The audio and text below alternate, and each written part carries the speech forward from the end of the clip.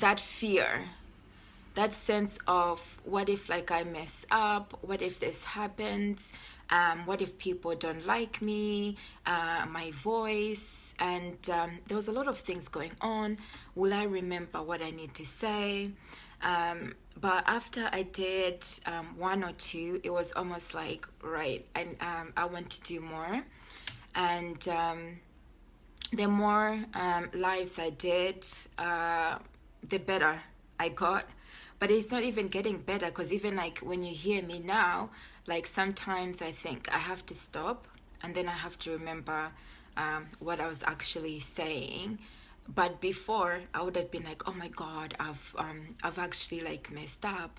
But now it's like I care, but I don't care. In that I think it's become okay for me. I didn't like being in front of the camera from like childhood. I was always behind the camera. If anything, I would stay away from it. I didn't like the way I sounded. But I think what has helped me has been that I think I've become bolder because I know what my purpose is in life and why I'm doing this now. So the reason why I'm doing it has brought me closer to thinking I actually don't care in that sense. What's the worst thing that can happen? And also something like personal is that this year I got diagnosed, not actually last year because we're in a new year. I got diagnosed with a chronic condition called fibromyalgia.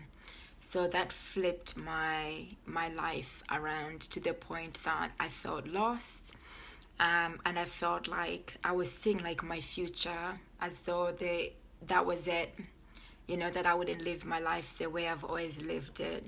But I'll talk about that topic like in at another time. But to where I've got to now, I think for my experiences connecting with being diagnosed with a chronic condition and also experiencing like personal like loss of immediate family members, and that's propelled me, and my reason why has propelled me to be carefree, to think that there's something much more bigger than me.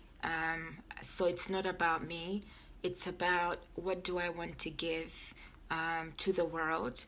I never pictured myself like being like on like a world platform, because I actually didn't want to be seen.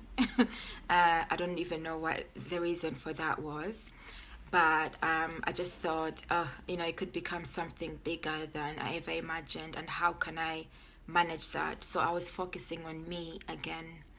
So now I realize that even if it's like one person or two people listening to me when I'm undertaking a live session, to me that's enough, because it's how the other person receives it. That's what matters to me.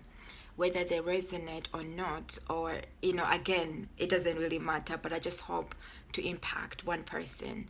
And if it turns out to be 5, 50, 1,000, that will even be more fantastic. So that's, I wanted to talk about fear and link it to also the experience I've had this week of supporting people about self-limiting beliefs. So I've been supporting people who they say things like, I don't have money, or I can't do it, and it's expensive. And I've been exploring that with them.